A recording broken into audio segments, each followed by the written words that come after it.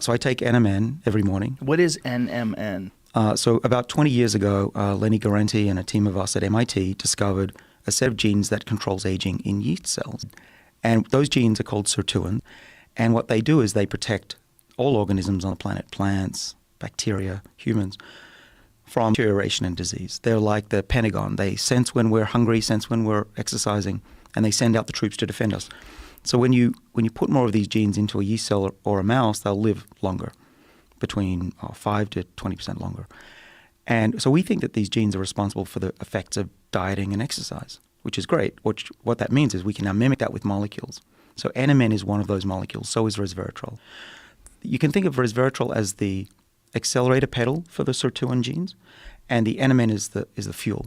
And without fuel, resveratrol won't work, so NMN is the gas in the car. So sirtuins need NAD to work.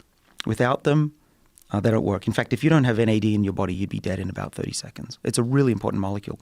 But as we get older, we lose NAD.